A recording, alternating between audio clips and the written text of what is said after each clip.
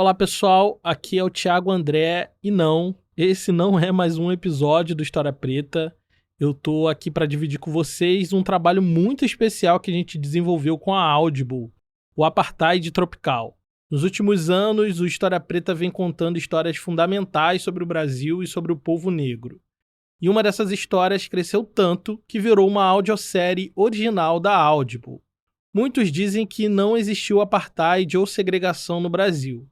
Mas em Apartheid Tropical eu te mostro como o Brasil usou suas leis para impedir o progresso da população negra.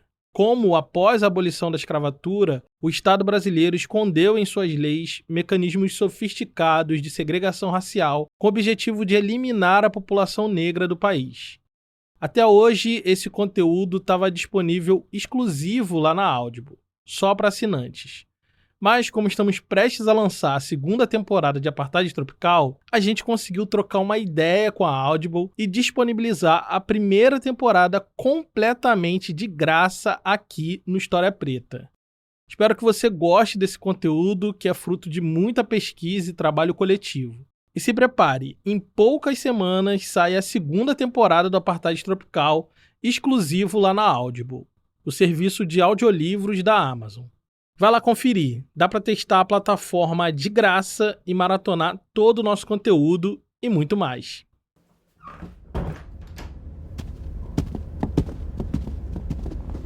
Era para ser só mais um dia como outro qualquer no Senado Federal. Na pauta tinha algumas votações de requerimentos típicos dos anos 90. Um discurso aqui, outro ali. As fileiras de bancadas em forma de arco estavam quase todas vazias. Ninguém estava se dando conta de que aquele dia comum estava prestes a se tornar um dia histórico. O senador que presidia a sessão chamou à tribuna o colega inscrito para fazer o próximo discurso. Na penúltima fileira de bancadas se levantou um homem vestindo um terno escuro e um semblante solene. Ele exibia cabelo e barba grisalhos muito bem cuidados.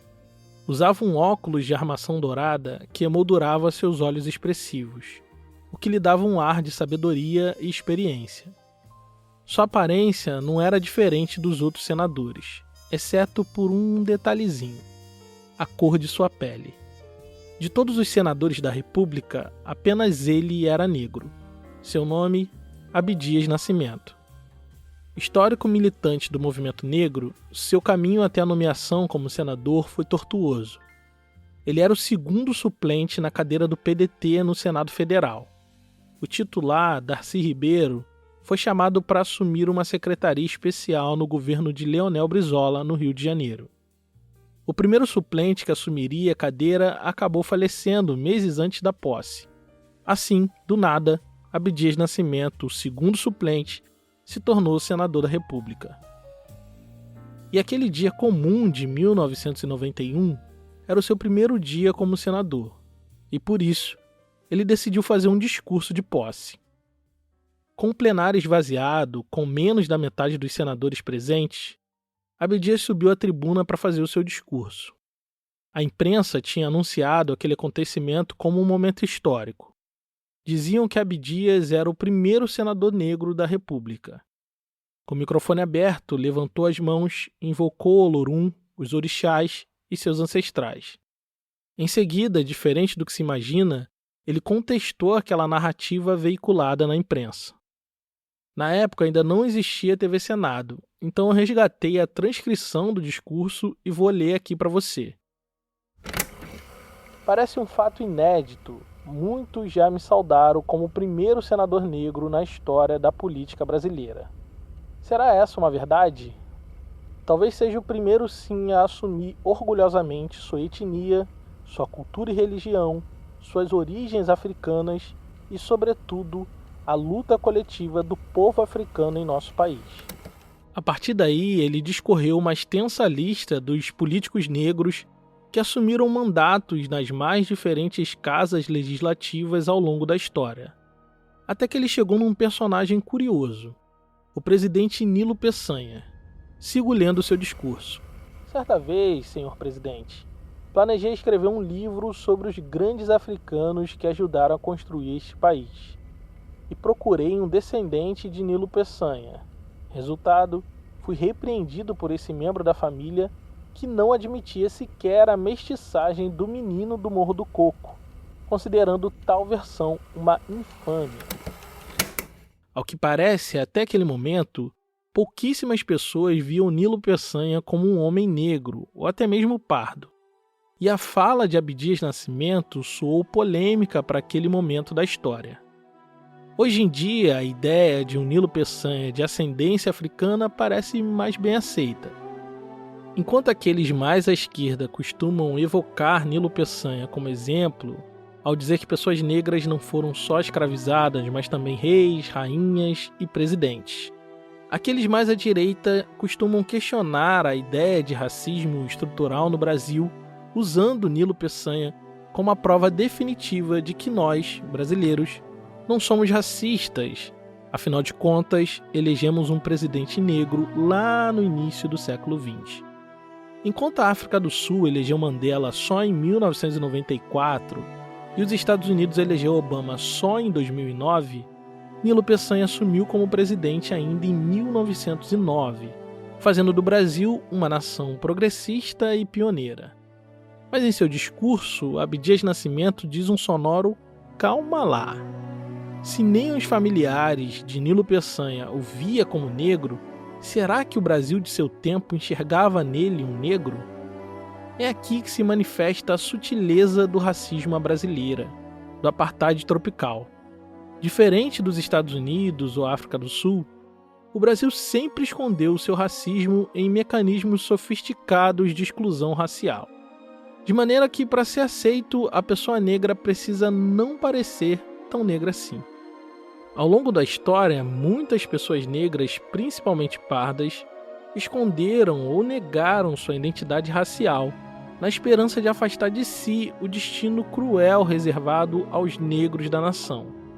Por isso, Abdias Nascimento sabia que não era o primeiro negro a ocupar um cargo no Legislativo Federal, mas admitia ser o primeiro negro a se assumir negro e fazer da negritude sua principal plataforma na política partidária.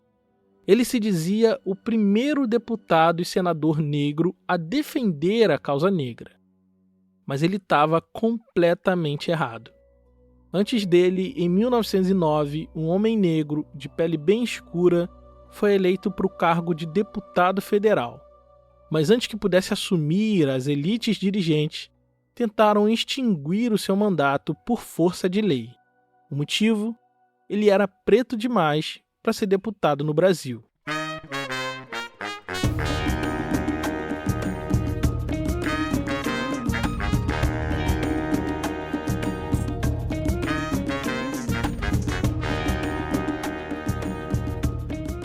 Meu nome é Thiago André e você está ouvindo Apartheid Tropical, um original Audible. Episódio 5, O Voto Negro.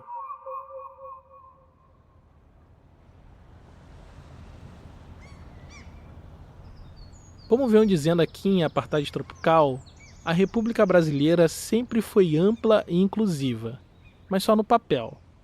E quando se trata de voto e democracia, isso não é diferente. Nossa primeira Constituição Republicana, promulgada em 1891, mantinha o sufrágio bem amplo. Todos os cidadãos maiores de 21 anos que se alistassem na forma da lei teriam o direito de votar. Mas tinha um porém. Essa lei citada proibia o voto feminino, por exemplo. Mas não só isso. A Constituição excluía também do processo democrático os moradores de rua e os analfabetos, que não poderiam votar e nem serem votados. E é aqui que se esconde um mecanismo dissimulado de exclusão da população negra. Naqueles anos, estima-se que 82% da população brasileira era analfabeta. Desses, a maioria esmagadora eram de pretos e pardos. Mas é difícil estimar esses números com precisão, já que o censo brasileiro só começou a registrar dados raciais a partir de 1940. Mas veja, segundo esse censo de 1940, 81% das pessoas pretas do Brasil eram analfabetas. Ou seja, todo esse contingente de pessoas negras estavam impedidas de votar e de se candidatar, fazendo da política institucional brasileira um lugar quase exclusivamente branco.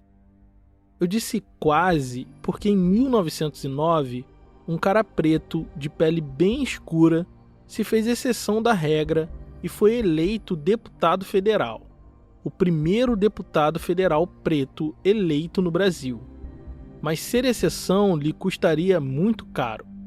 As estruturas racistas do Brasil moveriam céu e terra para que sua posse fosse cancelada. O motivo? A pele escura e sua origem africana. Para compreender a trajetória e a atuação do Monteiro Lopes dentro das coletividades, como ele fez, é entender de onde ele veio, né? E isso tem uma importância. Essa é a professora Carolina Viana Dantas, doutora em História pela Universidade Federal Fluminense e pioneira na pesquisa da vida de Monteiro Lopes, o primeiro deputado preto eleito no Brasil. Ele era filho de africanos, os memorialistas dizem isso.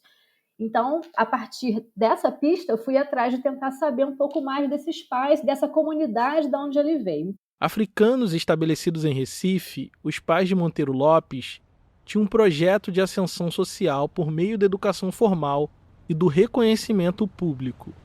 Não à toa, Monteiro Lopes se formou advogado na Faculdade de Direito do Recife, muito antes de ser eleito deputado federal. Ele não era o único. 2 de seus irmãos também eram advogados. Um deles chegou a ser juiz de direito numa cidadezinha do Pará.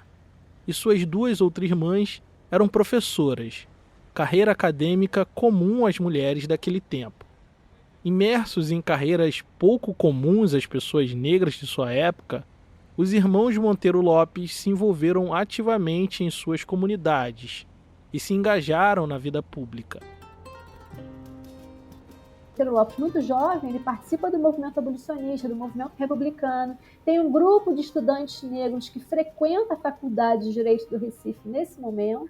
Ele depois, em alguns discursos, fala, né, do tempo da Faculdade de Direito com meus colegas negros. E esse grupo de alunos negros vai se organizar para contribuir positivamente com a comunidade negra que eles faziam parte. Eles passam a fazer um trabalho de base ali em Recife, né, em bairros, localidades pobres, em que moravam muitos libertos, muitos descendentes de africanos, né, africanos libertos.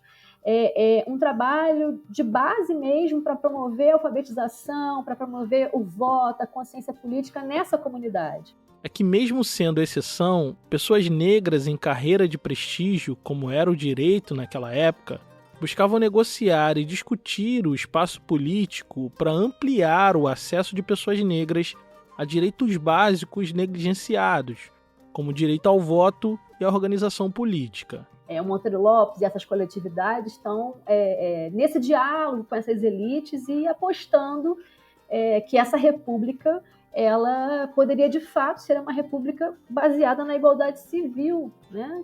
Acreditaram profundamente nessa ideia de igualdade ali, né?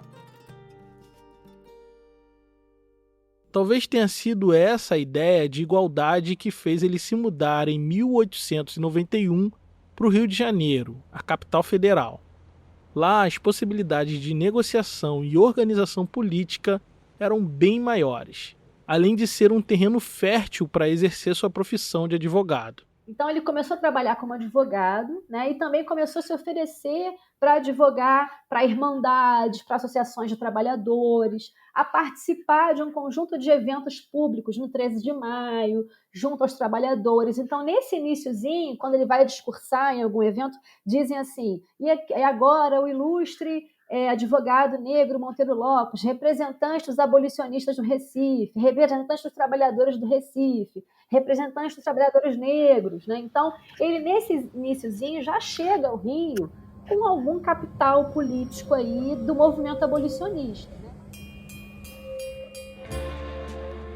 Durante as obras modernizadoras do prefeito Pereira Passos, que falamos no episódio 2, ele passou a se posicionar politicamente em favor das pessoas pretas e pobres que foram desabrigadas de suas casas. Se filiou à Irmandade do Rosário dos Homens Pretos, organização social negra atuante desde os tempos da escravidão. Isso fez ele se aproximar de figuras políticas como José do Patrocínio, intelectual negro que tinha sido liderança do movimento abolicionista brasileiro, que acabou se tornando seu mentor intelectual e político. Além disso, Monteiro Lopes foi participativo na Sociedade União dos Homens de Cor do Rio e mantinha uma relação muito próxima com o Centro Internacional Operário, uma espécie de sindicato de trabalhadores. Ou seja, Monteiro Lopes estava fazendo política, está se organizando e usando da sua posição social para promover debates raciais na Primeira República. Mas isso não era o bastante. Em 1903, já uma pessoa conhecida no Rio de Janeiro, no meio negro, no meio dos trabalhadores, né?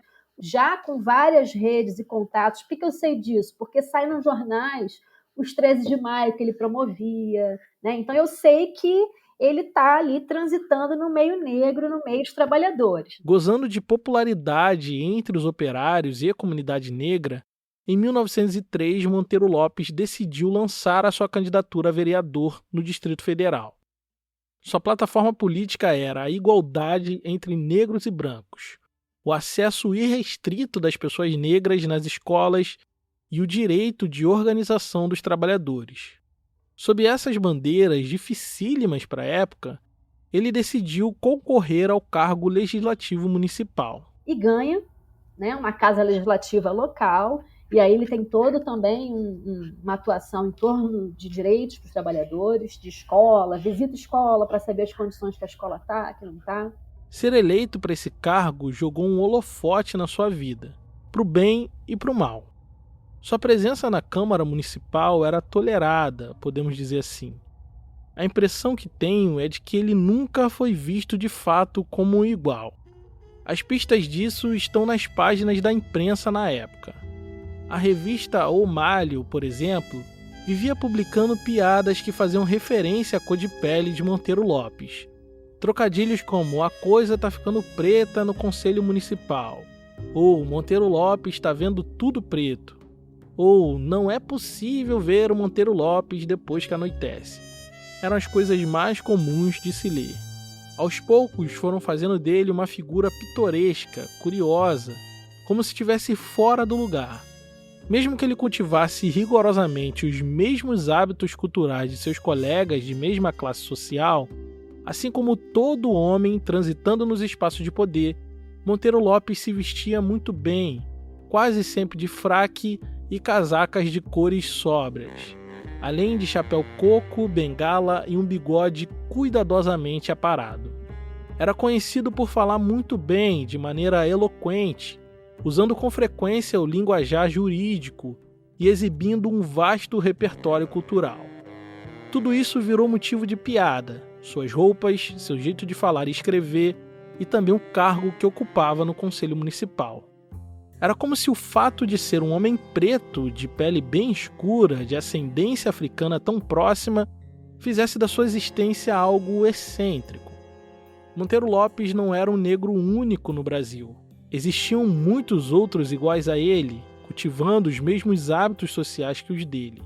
Porém, ele recebeu destaque excessivo ao entrar para a política partidária, defendendo a causa dos pretos e dos trabalhadores. Por isso, durante todos os anos que esteve como vereador, foi ridicularizado repetidas vezes na imprensa. E o que ele fez? Dobrou a aposta. Em 1905, quando terminou esse mandato de vereador, ele decidiu dar um passo além e resolveu lançar uma candidatura de deputado federal. Ele, homem preto, filho de africanos, defensor da população negra e da classe trabalhadora, tinha conseguido se eleger vereador pelo voto popular num momento sensível da política brasileira. De alguma forma, isso dava esperanças de que talvez pudesse seguir mais adiante e chegar à Câmara Legislativa Nacional. E foi isso que ele fez. Apostou todas as fichas e investiu intensamente nessa candidatura de deputado federal, pois sua vitória representaria um avanço inimaginável para a população negra e trabalhadora do país. Mas ele perde. Então, assim, ele consegue furar o bloqueio com mais facilidade para a Câmara dos Vereadores, mas para deputado federal ele não consegue. Era, como a gente está falando aqui, um lugar, né, reservadíssimo para aquelas elites, importante para a reprodução delas. Né? Todos os acordos, né, das políticas estaduais, coronelismo, se davam ali. Né? Naquele momento, Monteiro Lopes percebeu que alguns espaços da República não eram feitos para pessoas como ele. Mas mesmo assim, ele não desistiu. E aí ele perde. E aí eu acho que um ponto importante é essas candidaturas que ele concorre aqui no Rio de Janeiro, em 1903, que ele ganha, em 1905, que ele perde, ele se candidata sempre de modo independente, sem associação a partido político, tá? Porque ele se identificava, né? Isso ele fala, que ele era um abolicionista, republicano, defensor dos trabalhadores, socialista não revolucionário, né? Porque aí tem toda a defesa dos direitos dos trabalhadores, e um crítico do coronelismo das políticas estaduais. Mas mesmo assim, ele não desistiu. Então ele decidiu mudar a estratégia. Na próxima candidatura, iria se candidatar filiado a um partido político. Para um partido. Então ele se candidata pelo Partido Democrata, e aí também tem uma escolha de afinidade político-ideológica, porque era um partido, pelo menos no programa, né? Que dizia que era aberta aos livres pensadores, a ampliação dos direitos de voto, ampliação da educação. Já no final de 1908, Monteiro Lopes começou a costurar alianças usando seu capital político, agora somado ao do Partido Democrático. E no início de 1909, ano da eleição, Monteiro Lopes passa a sofrer sistematicamente ataques racistas por parte da imprensa. A revista ilustrada chamada Careta talvez tenha sido a que mais tirou sarro de Monteiro Lopes e sua candidatura. Fizeram dezenas de charges que abusavam de trocadilhos raciais ao dizer coisas como "há uma nuvem escura no horizonte, já sei, é a candidatura do Monteiro Lopes". Em outra edição, ao falar de Monteiro Lopes, o editor diz que não foi possível publicar a foto do candidato, pois o fotógrafo tinha procurado ele à noite e por isso a foto saiu completamente preta. A revista Fonfon, também satírica, criou um diálogo fictício em que Monteiro Lopes diz que seu primeiro ato como deputado seria abrir as cortinas do Congresso para deixar tudo mais claro. Ao longo dessa conversa inventada, eles tentam colar em Monteiro Lopes todos os estereótipos raciais possíveis, insinuando que não tinha opiniões próprias, que era pouco inteligente e desonesto. É algo que a imprensa racista vai atacando, vai o tempo todo. Ele está no jornal recebendo ataque, às vezes, assim, na época de campanha eleitoral, 3, 4, 5, 6 charges, notas, acabando, xingando, né? Enfim. Monteiro Lopes não esmoreceu diante da zombaria, do escárnio e humilhação a que foi submetido durante todo o processo eleitoral. Continuou usando seu palanque para falar da ampliação do voto para as pessoas negras, da importância do voto secreto, e se manteve firme no propósito de ocupar uma cadeira legislativa como representante da população negra. Você deve saber que o processo eleitoral na Primeira República não era dos mais transparentes. As elites dirigentes cometeram todo tipo de falcatrua e abuso de autoridade para ganhar eleições e se manter no poder. O voto de cabresto, falsificações de cédulas, incêndios criminosos em zonas eleitorais são só algumas das coisas que eles costumavam fazer para vencer o pleito. Monteiro Lopes não era um coronel latifundiário, nem filho de uma família de tradição política, e sob essas condições, sua eleição era praticamente impossível. Ele tinha plena consciência que havia espaços que não se queria, que os negros, as elites não queriam. Ele fala isso. Existem representantes ex-escravocratas que não nos querem lá. Mas eu estou numa república. E aí ele fala, e a república foi feita pelo negro genial José do Patrocínio. A república é nossa. Ele está dizendo isso, né? Então eu acho que eles tinham plena consciência de que era um espaço que não se queria que eles ocupassem, mas que eles tinham que ocupar.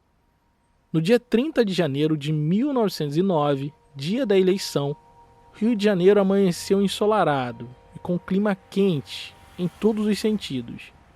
As ruas estavam agitadas, começaram a correr os boatos de fraude eleitoral. De todos os lados chegavam notícias de incidentes nas sessões eleitorais. Em uma delas, o fiscal de um candidato a deputado arrumou uma confusão com a intenção de anular a votação no local. Em outra, numa escola pública das Laranjeiras, os fiscais fecharam a sessão eleitoral antes do horário, impedindo o voto de incontáveis pessoas. Desde cedo que se falava que iria acontecer um assalto à urna na terceira sessão da 2ª Pretoria, área de Monteiro Lopes. É que ao fim da votação, os mesários transportavam as urnas com os votos para o local de apuração. No meio do caminho, era comum que tentassem assaltar as urnas para que não contassem os votos. Com esse clima de incerteza e instabilidade legal, Monteiro Lopes percebeu que poderia ter a sua candidatura garfada antes que o voto dos seus eleitores pudessem ser contados. Por isso, para se proteger, Monteiro Lopes acionou o chefe de polícia para assegurar a lisura das eleições no local de votação onde ele era mais forte, mas não foi atendido. Durante a manhã, nada aconteceu. O local estava calmo e silencioso, e tudo parecia correr bem. Até que o Monteiro Lopes temia acabou acontecendo. No fim do dia, quando os mesários já juntavam a papelada e fechavam as urnas, começou um burburinho vindo de um grupo de homens no fundo do salão. Antes que pudessem se dar conta do que estava acontecendo, um tiro de revólver ecoou no salão.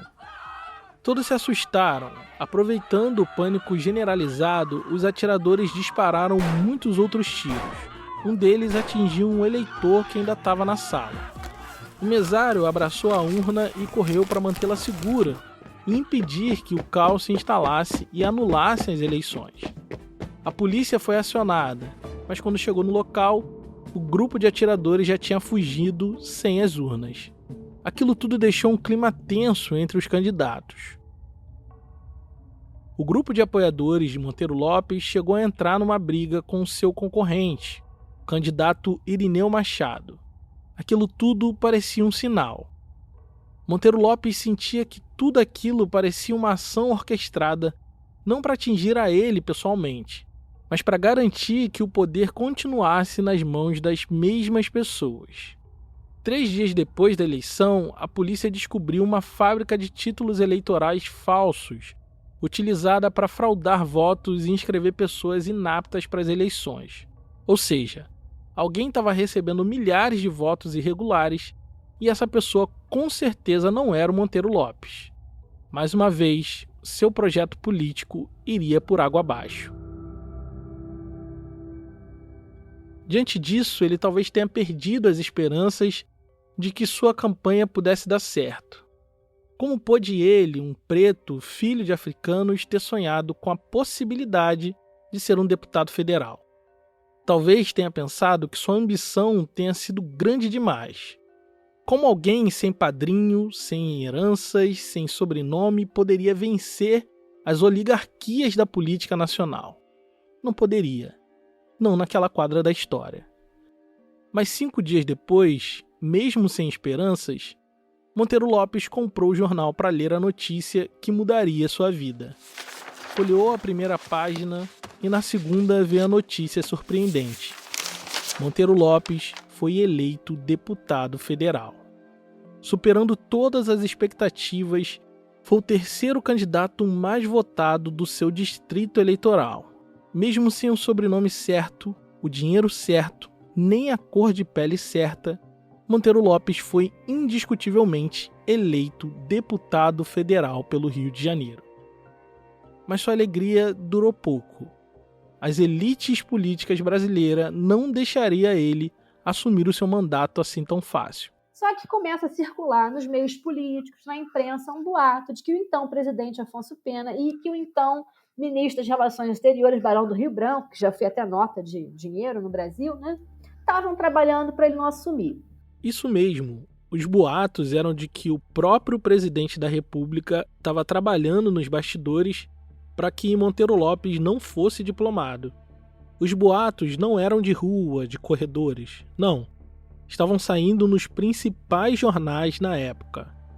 O Correio da Manhã foi o primeiro a publicar que ele não seria diplomado, pois, segundo eles, faltava a Monteiro Lopes um caudilho, um coronel com bastante voto de cabresto. E mais do que isso, ele era preto, e muito preto, ou seja, também lhe faltava brancura na pele. Em outro jornal, o Gazeta de Notícias, eles rasgaram o real motivo da candidatura de Monteiro Lopes estar em risco. Os outros deputados achavam que ter um preto como ele no Congresso Nacional era motivo de vergonha para o país. E aí a gente precisa entender o que é esse sentido do preto. O Monteiro Lopes, ele é um homem de pele escura, filho de africanos, né? Ele é a presença da África no Brasil, ele é o tempo da escravização, ele é a memória de quem escravizou, que está no poder, né? Então, a presença dele em si ali, né, certamente era incômoda, né? A ideia dominante ancorada no racismo científico dizia que os negros eram biologicamente inferiores aos brancos. No imaginário popular, a presença de africanos e seus descendentes representava um atraso para a nação. Para intelectuais, juristas, médicos e autoridades públicas em geral, o Brasil jamais poderia progredir enquanto houvesse pessoas negras compondo o nosso tecido social. Daí que, segundo eles, aceitar a presença negra, ainda mais de pele bem preta, no Congresso Nacional, representaria um grande atraso civilizacional. Então, os donos do poder decidiram utilizar a lei eleitoral da época para cancelar a eleição de Monteiro Lopes. Na verdade, naquela época não existia justiça eleitoral como existe hoje. Então, quando alguém se candidatava, quem é que fazia a apuração? E aí, espaço para fraude muito grande, né? E quem é que diplomava esses candidatos? A legislatura anterior. Né? Então, eram os próprios deputados que faziam. Né? Então, você imagina. Segundo o Correio da Manhã, quem estava encabeçando a virada de mesa contra o Monteiro Lopes era o Centro Industrial, uma associação de classe composta principalmente por fazendeiros e ex-negociantes de escravos que não estavam satisfeitos de perder uma cadeira no Congresso para o preto Monteiro Lopes e planejavam barrar a sua diplomação. Sem padrinho, sem sobrenome, sem dinheiro, Monteiro Lopes estava em completa desvantagem e seria praticamente impossível sair dessa situação. Talvez estivesse fadado ao fracasso, mas quando soube de tudo isso, Monteiro Lopes não ficou de braços cruzados e saiu à luta para defender o seu mandato, que àquela altura já não era só dele, era de toda a comunidade negra. Foi então que, em fevereiro de 1909, Monteiro Lopes invocou uma reunião de homens de cor, que era como chamavam os negros na época, no Centro Internacional Operário, para, junto dos trabalhadores negros, decidir como deveriam agir diante daquela ameaça explícita à democracia. Na reunião, eles decidiram que o primeiro passo seria articular com organizações negras de diferentes estados do Brasil, para pressionar os deputados e a imprensa de cada região. Monteiro Lopes enviou telegrama para cada entidade para que publicassem o seu caso na imprensa e mobilizassem as comunidades no seu entorno. Inclusive, uma das pessoas que ele trocou cartas nesse momento foi Rodolfo Xavier, irmão de Antônio Baobá, personagens que abordei no episódio anterior. Eram intelectuais negros de Pelotas que escreviam para o jornal A Alvorada, um dos principais jornais da imprensa negra nacional. E nos dias seguintes começam a chegar cartas para os jornais dessas entidades dizendo: estamos aqui nos organizando, vamos fazer um comício aqui, já falamos com o fulano de tal, o líder político branco aqui do estado, que isso não pode acontecer. Ele dá nome aos bois, ele diz: o presidente, o ministro da Relações Exteriores, está tentando me excluir. O segundo passo de Monteiro Lopes foi pressionar o senador Rui Barbosa, que se dizia sensível à causa da população negra e que agora deveria demonstrar isso com atitudes na defesa do mandato de Monteiro Lopes. Eles falam: olha, o senador do estado que tem mais negro, abolicionista, republicano, não tem que, né, nos apoiar. Mas a grande cartada dele foi convocar as mobilizações de rua. Chamou o povo preto e trabalhador para ocupar os espaços públicos, primeiro no Rio de Janeiro, mas com a ajuda das organizações negras, isso se espalhou por outros estados. As mobilizações em torno da garantia do mandato de Monteiro Lopes ganhou aderência e foi crescendo de maneira inacreditável, ocorrendo manifestações em São Paulo, na Bahia, em Pernambuco, nas mais diversas cidades. No Rio Grande do Sul, a aderência foi grande, e a campanha pelo direito de Monteiro Lopes causou um forte impacto na comunidade negra de Pelotas, onde foram realizadas diversas plenárias e reuniões que culminou numa carta escrita para o presidente da República solicitando o cumprimento da Constituição em favor de Monteiro Lopes. Eu acho que é interessante que são estratégias assim modernas, né? Estratégias políticas. É a imprensa, né? É o comício, é ocupar a rua, é a imprensa, é o processo na justiça, é acionar por correspondência todas as entidades de negros do Brasil, eles mandam correspondência para todos que eles conheciam, é pressionar os políticos, fazer com que essas entidades e associações negras nas cidades, nos estados, pressionem seus líderes políticos para que no jogo político lá da capital federal não impeçam isso, né? Então eles fazem uma grande denúncia. Durante quase 5 meses, Monteiro Lopes pautou a política nacional e fez isso a partir da raça. A cor na política era assunto no trabalho, nos bondes, nos jornais, nas ruas e esquinas. Mesmo que não fosse empossado, teria valido a pena. Afinal, como poderia ser ele um deputado federal num país que tinha acabado de sair da escravidão? O Brasil se organizava para que as pessoas como Monteiro Lopes jamais pudessem chegar à página 2 da história, que jamais pudessem ter algum tipo de poder nas mãos. Sorrateiramente, o país decidiu deixar pessoas como ele de fora da festa, sem lenço, sem documento, sem trabalho, educação, direito a voto e nem representatividade. A população negra estava presa na trama do apartheid tropical. Porém, Monteiro Lopes representava a esperança de ver o jogo virar, e a mobilização coletiva das organizações negras de todo o país expôs a farsa daquela democracia vacilante. Não demorou muito para que ele ganhasse apoio de alguns articulistas e jornalistas, o que ajudou a pressionar ainda mais a Comissão de Verificação de Poderes, incumbida de confirmar ou não a eleição de Monteiro Lopes. Eles se viram numa sinuca de bicos, sob o risco de incitar uma guerra racial no país. A pressão foi tão grande, mas tão grande, que eles não tiveram escolha. No dia 1º de maio de 1909, Monteiro Lopes fez história. Se tornou o primeiro deputado federal negro eleito por voto popular no Brasil. Ele mal podia acreditar no que estava acontecendo. Vestindo fraque, chapéu coque e bengala, Monteiro Lopes entrou na Câmara dos Deputados pela porta da frente, como parlamentar eleito. Ele era a realização do sonho de muita gente, a concretização da luta de muitos dos que vieram antes dele.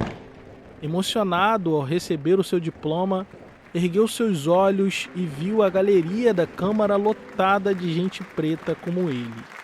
Houve chuva de flores e pombas brancas foram soltas no salão. De fato, o impossível aconteceu. Monteiro Lopes estava eleito deputado federal, o primeiro deputado federal preto. Mas já não era mais sobre isso. Não era mais sobre Monteiro Lopes, era sobre muito mais pessoas.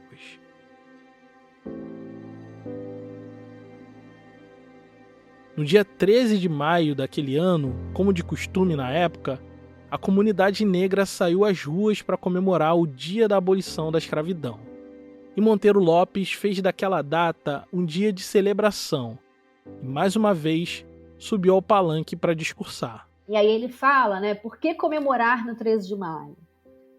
Porque a gente está vendo que a escravização acabou, mas o preconceito de cor continuam a impedir que os negros não apanham, ele fala isso, né? Não apanham fisicamente, né? O castigo, legalmente isso acabou, mas o tormento do preconceito ainda impede de entrar em vários espaços. Então, eu acho que eles são muito conscientes também dos limites dessa liberdade, dessa cidadania, aliás, dos limites que tentam impor, né? Consciente desses limites, Monteiro Lopes ousou romper com as barreiras, mas não sozinho. Conseguiu o feito inédito de mobilizar e conectar as mais diversas redes de ativistas negros espalhados pelo Brasil. E numa ação organizada e coesa, pautou os rumos da política partidária a partir da raça. Mas infelizmente, o mandato de Monteiro Lopes teve vida curta. Seu chamamento para ser líder político da comunidade negra foi interrompido abruptamente pela morte. Um pouco mais de um ano depois da sua eleição, em dezembro de 1910, Monteiro Lopes faleceu aos 43 anos por complicação de uma doença nos rins. Então a família relata que ele dormia pouco, que ele se alimentava mal, tão preocupado em fazer projetos e fazer um bom papel na Câmara Federal, né? Então ele foi adoecendo. A verdade é que o pioneirismo de Monteiro Lopes teve um custo. Da posse até o dia de sua morte, ele não teve paz. Foi alvo de chacotas racistas na imprensa, nas ruas e na Câmara Federal. Além de tudo, o peso de ser o preto único na Câmara, pautando a política a partir dos direitos dos trabalhadores e da população negra, lá em 1910, também contribuiu para o agravamento do seu estado de saúde. Durante esse 1 ano e pouco de mandato, Monteiro Lopes viajou o Brasil para conhecer cada organização e entidade negra que lhe prestou solidariedade quando seu mandato esteve em risco. Seu objetivo era fortalecer os laços e estabelecer uma rede coesa de ativistas negros a nível nacional. Mas morreu antes que pudesse concretizar tudo isso. Mas o que ele iniciou não tinha mais volta. A campanha pelo mandato de Monteiro Lopes inaugurou algo inédito na comunidade negra do Brasil: a mobilização organizada em torno de uma agenda única. E isso foi a primeira centelha de uma ideia ainda adormecida. E se os negros do Brasil criassem o seu próprio partido político?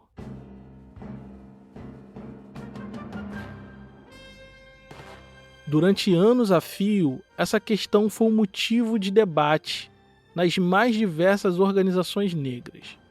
Mas foi só em 1925, quando a memória histórica de Monteiro Lopes já tinha sido soterrada, que um jovem militante negro se levantou decidido a criar o primeiro partido político negro do Brasil.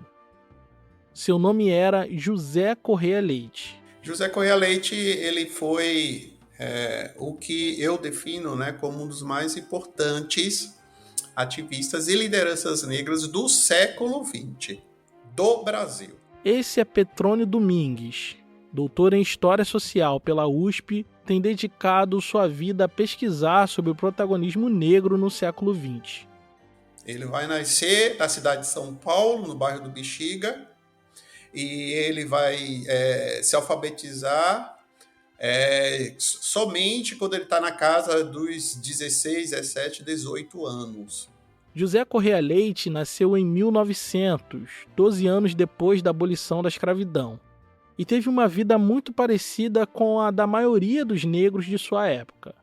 Foi alfabetizado tarde, viveu os perigos da fome e da miséria material, até que na sua juventude descobriu aquilo que ele chamou de meio negro, que eram justamente as associações e entidades negras que estavam atuando em São Paulo. Ele descobre uma dessas associações num determinado final de semana que ele gostava muito de bailes, e aí descobre a existência de uma dessas associações recreativas negras, e a partir desse contato ele estabelece, amizade com outros associados, outros militantes negros, e a partir daí ele inicia a sua longeva trajetória de militância e defesa da causa negra.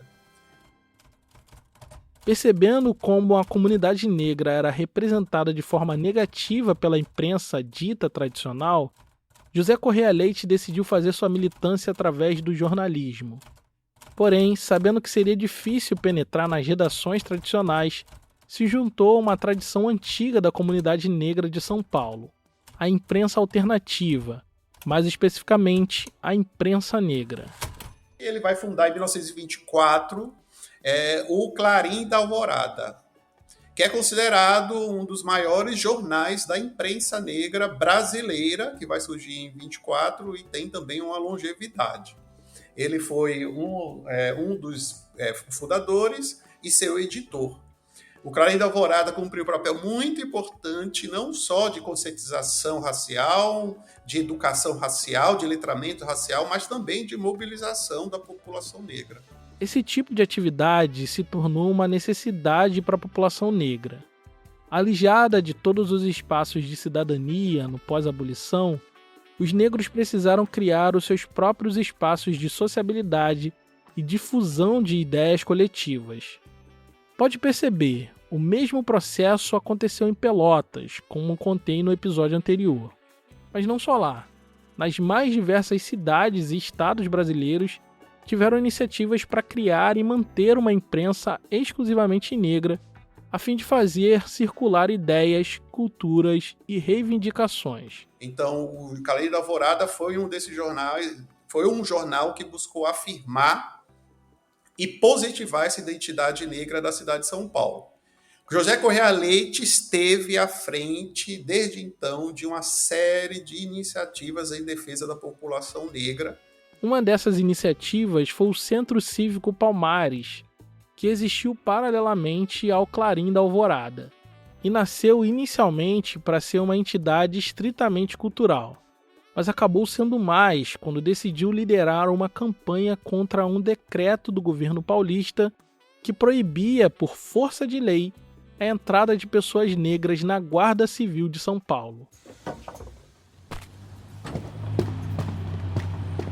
O decreto buscava dar legitimidade ao que hoje chamamos de direito costumeiro, que seria uma série de normas espontâneas criadas com base no costume da população. No caso de São Paulo, era costumeiro impedir que pessoas negras assumissem cargos de mando e gerência, pois nenhum branco estava disposto a receber ordem de um negrinho qualquer. José Correia Leite, através do Centro Cívico Palmares, encampou uma mobilização popular jamais vista na cidade de São Paulo para pressionar o governo a voltar atrás do decreto. A tarefa não era fácil, e eles não tinham garantia nenhuma de que poderia dar certo. Mas eles adotaram estratégias muito parecidas com as que Monteiro Lopes utilizou quase 20 anos antes. Eles usaram a imprensa negra para mobilizar a população, pressionaram políticos brancos e ocuparam as ruas. No fim, a estratégia deu certo. O governador do estado, Júlio Prestes, revogou o decreto que impedia pessoas negras de ingressarem na Guarda Civil. Desse episódio, eles tiraram 2 lições valiosas. A primeira delas era que a mobilização coletiva era um caminho interessante para a conquista de direitos. E a última, e mais importante, era que os negros precisavam ingressar na política institucional para conseguir o poder de votar leis e intervir em situações de injustiça contra a população negra. E naquele momento, a única forma de conseguir isso era criando um partido político exclusivamente negro. Como vimos, essa não era uma ideia original de José Correia Leite e seu grupo de amigos. Há décadas, a população negra vinha se organizando em diferentes associações e entidades. E o episódio do mandato quase perdido de Monteiro Lopes fez com que essas entidades se unissem, e a experiência delas, acumulada ao longo de décadas, desaguou num momento político único para a população brasileira. O auge se deu na década de 20 e década de 30, no sentido de uma resposta a esse estado de marginalização da população, no sentido de promover no espaço público, na esfera pública, atuar na perspectiva de mudar o jogo, no sentido de reverter esse quadro de exclusão, de marginalização, de dificuldade de acesso ao campo do direito da cidadania.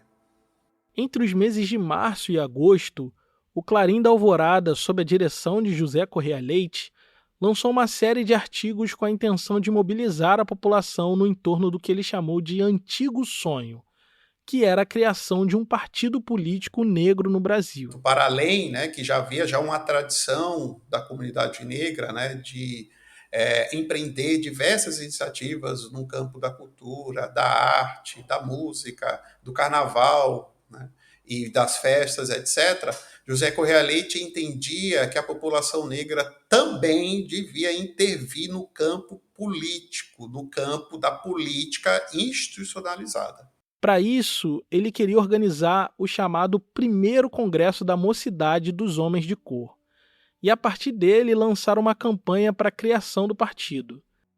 As articulações para isso alcançaram diversas cidades do estado de São Paulo. Ele convocou os líderes de todas as organizações e entidades negras do estado para reuniões preparatórias. Tudo parecia caminhar bem, quando de repente as coisas começaram a ruir.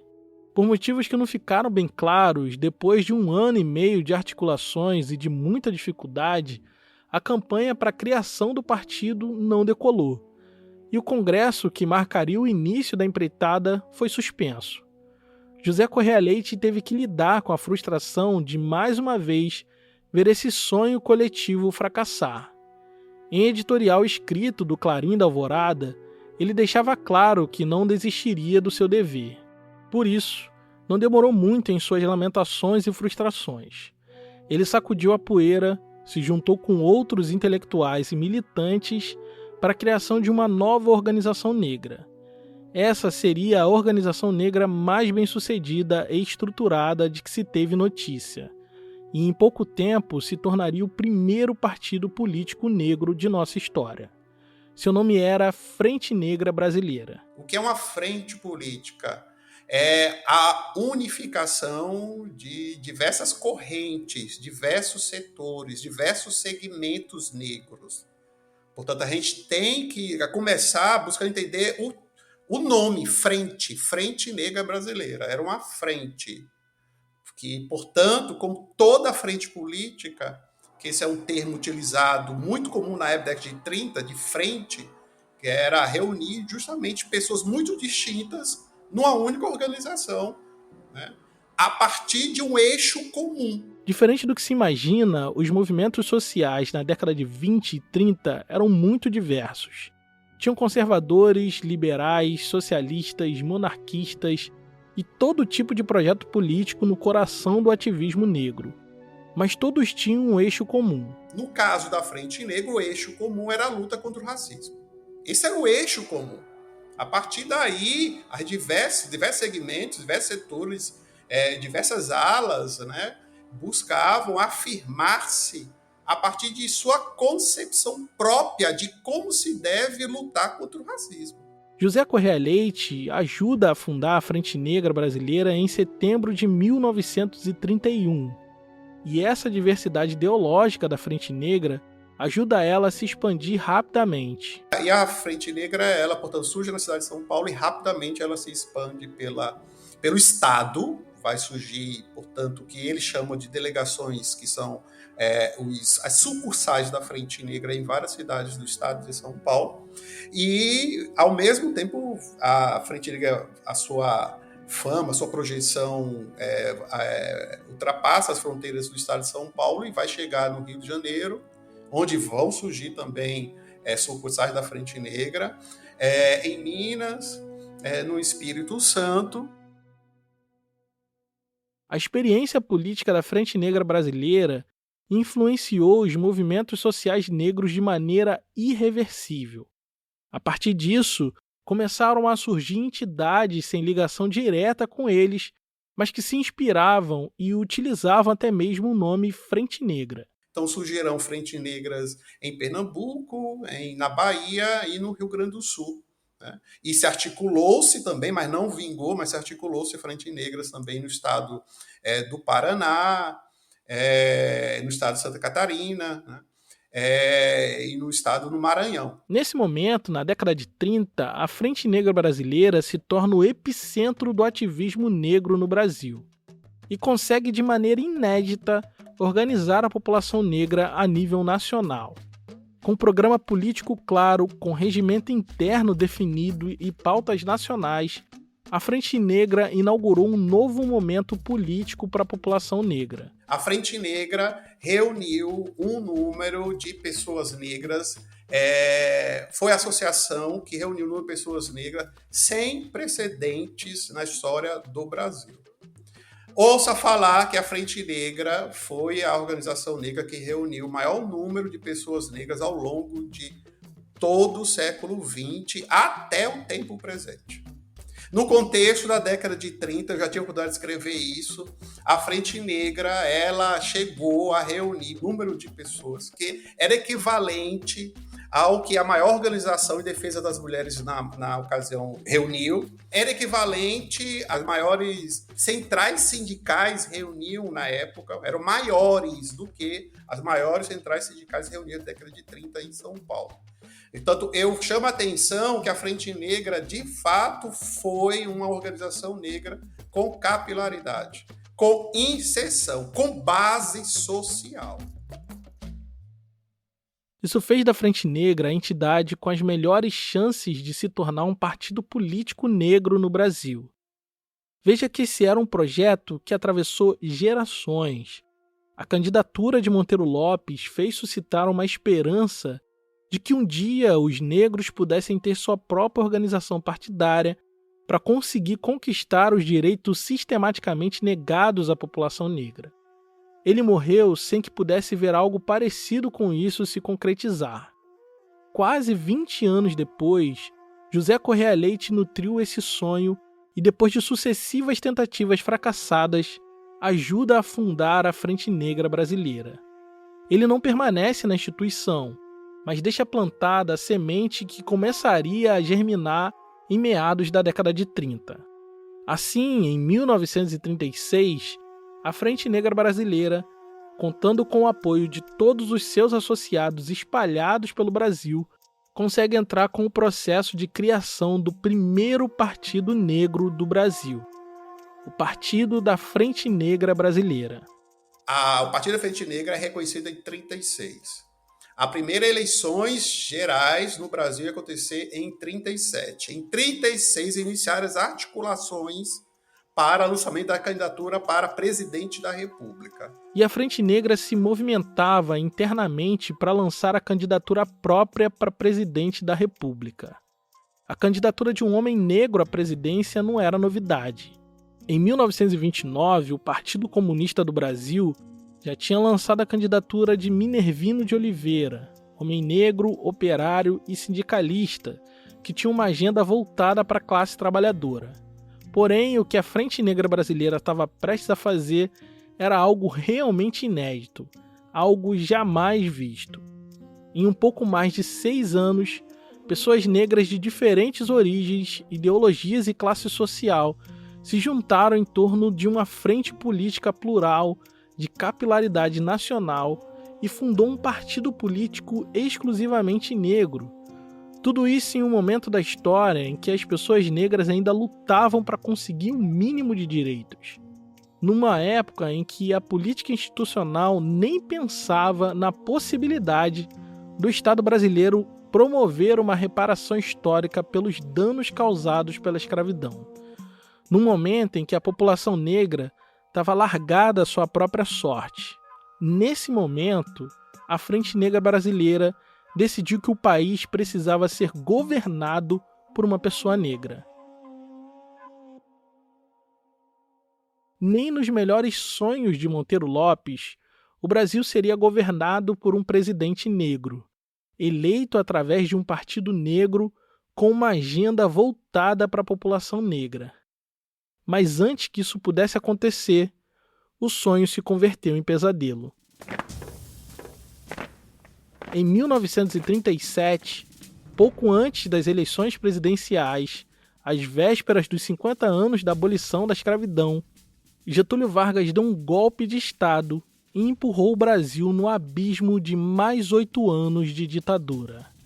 Ele enquadrou parlamentares e governadores, e através do decreto número 34, Vargas proibiu a existência de todos os partidos políticos do país. Nesse processo, a Frente Negra Brasileira, o primeiro e único partido negro do Brasil, foi completamente extinto. Do dia para a noite, o sonho de várias décadas, o esforço acumulado de incontáveis pessoas negras, virou nada. A Frente Negra é o auge desse processo de mobilização, é o auge. Portanto, foram anos e décadas essa população negra descontente com o estado de desigualdade racial, descontente com o estado de marginação, e que resolve galvanizar suas forças, suas energias na Frente Negra Brasileira em 30. Em função da ditadura do Estado Novo, que a partir de 37, esse trabalho foi destruído, esse trabalho foi desestruturado. Então, de fato, a ditadura do Estado Novo, né, prestou um grande desserviço, que foi desarticular um trabalho de anos e de décadas em termos de mobilização racial no Brasil. Ainda que o meu ofício não me permita esse tipo de especulação, me parece impossível não pensar do que seria do Brasil se a Frente Negra Brasileira tivesse sido exitosa na sua intenção de eleger seus candidatos. Que tipo de Brasil a gente teria construído se aqui houvesse um partido atento às questões mais necessárias à população negra? Qual seria a cara das nossas universidades?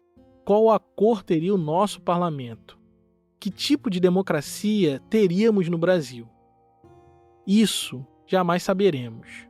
O Brasil, enquanto Estado, matou ainda no berço todas as possibilidades de um outro país possível.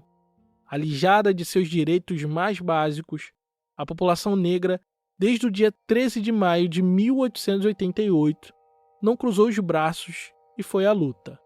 E por isso é impossível contar a história da democracia e do voto no Brasil sem passar pelos feitos da população negra, que apesar do Brasil, se manteve viva e consciente. O fim da Frente Negra Brasileira matou um sonho, mas não o desejo de continuar lutando. E só por isso que nós, população negra do Brasil, ainda estamos aqui.